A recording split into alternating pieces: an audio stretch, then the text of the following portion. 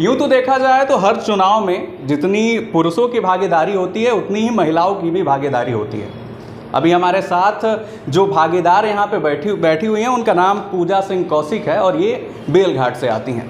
बेलघाट के बारे में आपको बता दें कि अगर विकास की बात करें तो जो मेन सेंटर होता है जहाँ से विकास की शुरुआत होती है वो अंत तक जाते जाते थोड़ी सी मध्यम पड़ जाती है। हालांकि वहाँ का आप प्रतिनिधित्व कर रही हैं उस ब्लॉक का और लगभग 2 साल से आप वहाँ पे एक ब्लॉक प्रमुख के रूप में अपनी सेवा दे रही हैं। तो वहाँ की स्थिति जो है वो कैसी है, आपके हिसाब से क्या लगता है कि कौन कौन सी चीज़ें वहाँ पे और बेहतर हो सकती हैं? सर्वप्रथम तो मैं एनबी न्यूज़ के सभी दर्शकों का यहाँ पर हार्दिक स्वागत व अभिनंदन करती हूँ और आप सभी का हार्दिक धन्यवाद करती हूँ कि आपने यहाँ मुझे बोलने का सुअवसर दिया। चूँकि जैसा आपका प्रश्न है, महिलाओं की भागीदारी हर चुनाव में जो है स्पष्ट तौर से देखी जा सकती है और जब से भारतीय जनता पार्टी की सरकार आई हुई है तब से उन्होंने ये पूर्ण रूप से सुनिश्चित किया है कि महिलाओं की भागीदारी हर चुनाव में पूर्णतः हो। परंतु कुछ जो पिछड़े हुए क्षेत्र हैं वहाँ पर ऐसा होता है कि महिलाओं का प्रतिनिधित्व करने के लिए पुरुष समाज उनके जो प्रतिनिधि बनते हैं, तो इसमें भी बहुत सारी चीज़ें हैं। भारतीय जनता पार्टी के द्वारा बहुत सारी चीज़ों को सुनिश्चित किया गया है, जैसे कि किसी भी कार्य को कराने के बाद टैग कराना, प्रधान और ब्लॉक प्रमुख के बीच में एक तरह मीटिंग कराना बार बार, पर प्रधान और लोगों के बीच में सामंजस्य स्थापित करने के लिए हमेशा पंचायत भवन जो भी उस ग्राम का है वहाँ पर हर महीने में 2 बार मीटिंग कंडक्ट कराई जाती है। ये चीज़ें पहले नहीं होती थी। ये समाज को सुधारने का कार्य पहले नहीं होता था।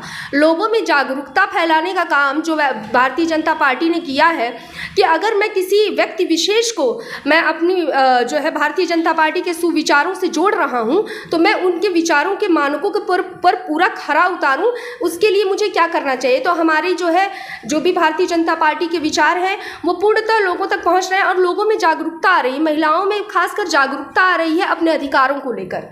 जो महिलाएं जिन्हें चूल्हे चौके से आगे नहीं समझा जाता था, जिन्हें जो है आर्थिक रूप से उतनी स्वतंत्रता नहीं दी जाती थी, आज वो महिलाएं खुलकर बोल रही हैं और अपना सामना कर रही हैं। और मोदी जी के बेटी बचाओ बेटी पढ़ाओ कैंपेन से ये सुनिश्चित हुआ है कि आज समाज में ये जागरूकता की पहल हुई है कि अपनी बेटियों को अच्छी शिक्षा के साथ साथ आप स्वावलंबी बनाने का भी कार्य लोगों ने किया है। चलिए, ये तो हो गई केंद्र सरकार और राज्य सरकार के बारे में जो आप बता रही हैं। चूँकि आप उस विशेष पार्टी से आती हैं तो उन चीज़ों को आप जाहिर सी बात है आगे रखेंगी। तो मेरा सवाल ये था कि कौन कौन सी चीज़ें हैं जो और बेहतर बनाई जा सकती हैं जो अभी बेहतर नहीं है, वो मेरा सवाल था। उसके बारे में अगर बताएं तो। बहुत सारी चीज़ें हैं जिनमें बेहतर विकल्प की आवश्यकता है।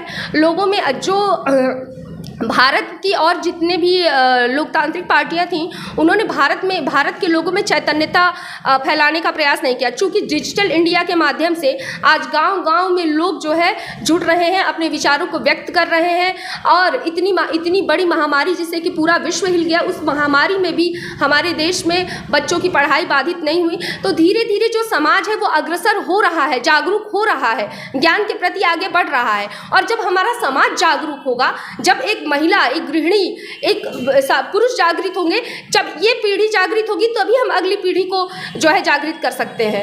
आपके क्षेत्र में कौन सी चीज़ें हैं जो और बेहतर? ये तो मान लीजिए ये राष्ट्र स्तर की बात हो गई। आपके क्षेत्र में, क्योंकि ये ग्रामीण क्षेत्र बेलघाट पड़ जाता है और अगर सत्ता संचालित होती है लखनऊ से तो काफ़ी दूरी है, एक कोने में पड़ जाता है, तो वहाँ पे चीज़ें जो हैं कितनी बेहतर हुई हैं और कितनी बेहतर होनी चाहिए, इसके बारे में आप बताएं। मैं ये कहना चाहती हूँ आपके माध्यम से कि जो बेलघाट जो है दक्षिणांचल का सबसे आखिरी ब्लॉक है और वहाँ पर चीज़ें जाते जाते बहुत सारी चीज़ें ऐसी थी कि समाप्त हो जाती थी। सरकार की सारी योजनाएं ही समाप्त हो जाती थी जो पिछले सरकारों की स्थिति रही है। लेकिन चूँकि माननीय महाराज जी के आने के वजह से और जब से महाराज जी हैं उस क्षेत्र का पूर्णतः तो मैं नहीं कर सकती, लेकिन विकास की कड़ी में एक कड़ियाँ जुड़ती जा रही हैं। आज हमारा बेलघाट पूर्वांचल जो सड़क योजना नेशनल हाईवे से जुड़ गया है और वहाँ पर जो है जितनी मतलब एक बेलघाट एक ऐसा क्षेत्र है जो धार्मिक और जो है कृषि दोनों क्षेत्र से बहुत ही समृद्ध रहा है, परंतु इन सारी चीज़ों की तरफ ध्यान नहीं दिया जाता था।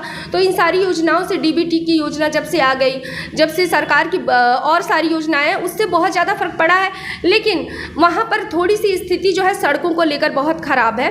तो मैं महाराज जी से, और चूँकि एक दक्षिणांचल का सबसे आखिरी ब्लॉक है और उसमें बाढ़ की समस्या बहुत अधिक है, इस वजह से मैं महाराज जी से निवेदन करना चाहूँगी कि अगर रेगुलेटर की व्यवस्था वहाँ पर हो जाए तो वहाँ से बाढ़ के लोगों को बहुत ज़्यादा राहत मिल जाएगी, क्योंकि अब अगस्त और सितंबर के महीने में वहाँ पर बाढ़ की समस्या बहुत ज़्यादा हो जाती है। अच्छा, चलिए, ये तो बात हो गई आपके क्षेत्र की। आप एक महिला हैं और महिला के रूप में, एक प्रतिनिधि के रूप में यहाँ पे बैठी हैं और अपने क्षेत्र का प्रतिनिधित्व कर रही हैं। आपके क्षेत्र में आपने महिलाओं के लिए अभी तक कौन कौन सी चीज़ें की हैं जो बहुत बेहतर हैं, पिछली सरकारों में नहीं हुए? बहुत सारी योजनाएं जो कि सरकार के द्वारा जो है चलाई जा रही हैं, जैसे कि मातृत्व सुरक्षा योजना है, जैसे कि जो महिलाएं जो कि चुनकर आई हुई हैं, प्रधान पद पर हैं, बीडीसी पद पर हैं, उनके अधिकारों के बारे में मैंने जानकारी दी है। मैं बहुत सारी जगहों पे चौपाल में, और भारतीय जनता पार्टी लगातार कार्यक्रम करती रहती है और ब्लॉक स्तरीय चौपाल लगती रहती है, उसमें भी महिलाओं को जागरूक करने का प्रयास किया जाता है।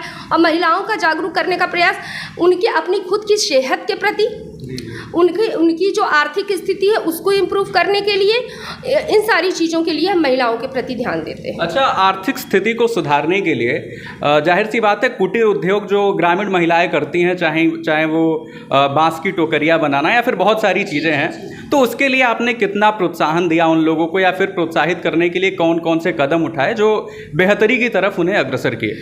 ब्लॉक के स्तर से मैं जो है महिलाओं का जो समूह बनता है, जो समूह गांव-गांव में काम करता है, उसमें कई सारी महिलाएं ऐसी थी कि जो समूह बनाने के लिए इच्छुक थीं।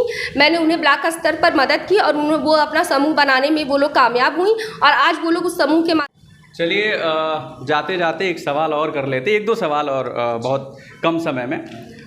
आने वाले चुनाव में महिलाओं की कितनी भागीदारी रहेगी? ये तो भागीदारी तो रहेगी ही, लेकिन किस तरीके से वो इस चुनाव को प्रभावित कर सकती हैं? कौन सी वो मूलभूत सुविधाएं हैं जिसके लिए महिलाएं अब तक भटक रही हैं? क्या कुछ चीज़ें आपको लगती हैं? पार्टी से हट के बताइए, वो तो आप पार्टी विशेष की नहीं, जो आपको लगती हैं, जो आप देखती हैं, ग्राउंड पे उतरती हैं, तो वो सारी चीज़ें अगर आप बताएं। महिलाओं की सुरक्षा एक बहुत बड़ा मुद्दा रहा है, चूँकि वो तभी हो सकता है संपूर्ण रूप से जब महिलाएं खुद जागरूक हों। आज सारे जितने भी टीचर्स और जितने भी शिक्षा मित्र कार्य कर रहे हैं, उन्हें सरकार के द्वारा ट्रेंड किया जा रहा है, शासन के द्वारा ट्रेंड किया जा रहा है कि आप गुड टच और बैड टच बच्चों को बताइए। तो ये सारी चीज़ें महिलाओं की सुरक्षा, जब महिला सुरक्षित अपने आप को करेगी, महसूस करेगी, तभी वो आगे बढ़ने का साहस कर पाएगी।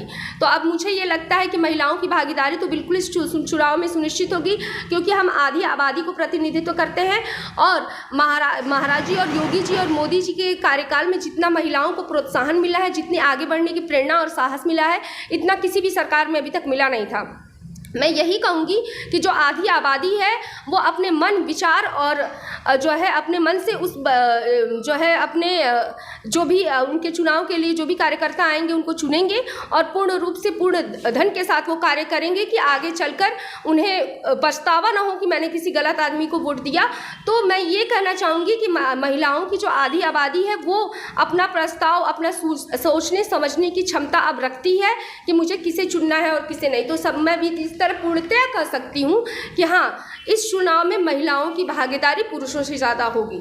अच्छा, महिलाओं के प्रति अपराध अगर देखा जाए तो पिछली सरकारों में और अब की सरकारों में चीज़ें बढ़ी हैं, इसको आप नकार नहीं सकती हैं। किस तरीके से देखती हैं इसे? जी नहीं, ऐसा मैं नहीं कह सकती हूँ कि पिछली सरकारों में बहुत सारी डेटा एनसीआरबी का अगर आप देखें तो उसमें ये चीज़ें स्पष्ट तरीके से दिखाई देती हैं। देखिए, डेटा एनसीआरबी का मैं देख रही हूँ, मैं सारी चीज़ें कर रही हूँ, तो आप ये भी तो देखिए कि उस समय कितना डिजिटलाइजेशन आपने देखा था, इतना डिजिटलाइजेशन देखा था। एक आदमी आज यहाँ बैठे बैठे पूरे विश्व में कहीं पर भी संपर्क स्थापित कर सकता है, सारी चीज़ें कर सकती हैं।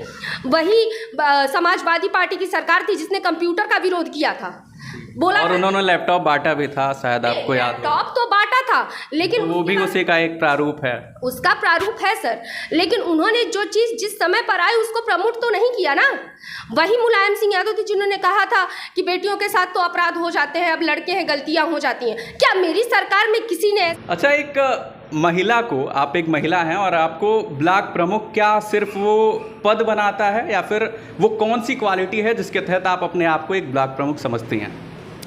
मैं ब्लॉक प्रमुख, मेन बात होता है कि कोई भी जनप्रतिनिधि बनने के लिए पहली बात तो आपके हृदय में जनसेवा, देश सेवा और समाज कल्याण की भावना जब तक नहीं होती तब तक आप एक अच्छे राजनीतिक व्यक्ति, क्या आप एक अच्छे व्यक्ति भी नहीं बन सकते हैं।